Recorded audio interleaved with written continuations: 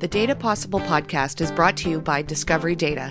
For more information about Discovery Data, please visit discoverydata.com. Hello, and welcome to the Data Possible podcast, presented by Discovery Data.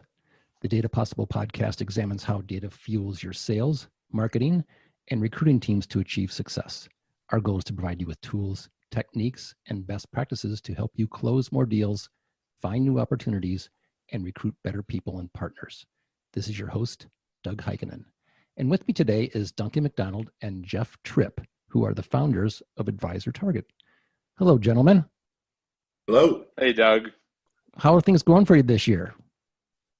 Going pretty well. I can't complain despite the craziness that's going on in the world. Business has been pretty good for us, so we feel fortunate. So you guys created AdvisorTarget. What drove you to create AdvisorTarget, and what's the need that's being served? Sure. So, 6 or 7 years ago, we actually started out as a publisher that was focused on editorially serving advisors. And back then, we were all advertising driven. And as we drew in more advertising clients who were primarily asset managers and broker-dealers, they started to ask us a problem. And we simultaneously basically identified two problems in the market. On the one hand, those clients wanted to reach advisors with advertising, but they didn't want to pay for people who weren't interested. So they wanted to find the advisors that were really interested in their product. And on the other hand, we were hearing from our advisor readers that they were getting annoyed with wholesalers calling them, 35 times a week trying to sell them the same product. And when we heard all these things, the light went off, which was that we could solve this issue if we could take sort of the underlying identity lock, so to speak, that Discovery Data has on who those advisors are biographically, and then overlay all our behavioral data that we were seeing in our publication at that point to figure out who's who and what are they interested in. And we knew we could solve both problems. And so that's really what we're serving. And then fast forward a few years, and because of the adoptions of clients and where we are, we're now positioned to revolutionize the way marketing and distribution are done across the industry. So what is advisor behavioral data for asset managers? Yeah, it's a great question, Doug, especially given the huge range of things that people are calling behavioral data out in the marketplace. And it's one of the things that really differentiates us. In this case, it is first-party data that's simply profiling what advisors are reading on select B2B sites. So as advisors are out there doing their due diligence on upcoming asset purchases and staying educated so they can support their clients, they are reading. Those reading habits are simply being profiled, and then advanced data science practices are surfacing what the most timely, most actionable interests are. What are the applications for your data, and how can it help asset managers and brokers with sales, marketing, and recruiting? Yeah, absolutely. So we see ourselves really filling a void in the market and something that's been sorely needed. So if you think of the industry and how most marketers or distributors do business, whatever particular company they're at, there's sort of three things that go into it. One is you have to identify the advisor. So call that the biographical pillar of the three pillars. Then you have sort of transaction data, asset data, whatever you want to call it. And then you have behavioral data. And those first two, they're very useful and they're must-haves in most cases, as we know from Discovery Data and how it dominates its space. But the problem with them is all of that information, so transactions and biographical, it's fundamentally backward-looking. It's trying to take what someone's done in the past and project what they may do in the future. But what's really been missing is a timely, actionable piece that's predictive, showing what an advisor may do next. And that's where we come in with our third pillar of data. So that's the whole idea, is to help give a product provider, broker-dealer, an advantage in being able to identify an advisor interested in their product and then give them a timely, actionable point to reach out to that advisor to help close the sale. Discovery Data empowers you to trust your decisions and your data. As your strategic go-to-market partner, we improve the impact of your data-driven sales, marketing, and recruiting to increase win rates and accelerate growth. Visit us at discoverydata.com to learn more. Are there differences between your data and other behavioral data? Yep, absolutely. And it's another important point to make in that the technological perspective on that is that we are not reliant on cookies, where a huge part of the ecosystem, the MarTech ecosystem, and many of the behavioral data products in the marketplace are essentially reliant on cookies. And they're taking cookies and trying to figure out who people are, probabilistic matching. So our solution actually starts with the identity, and it's not reliant on cookies. So you can think of it as a loop, starting with the advisor's CRD level identity.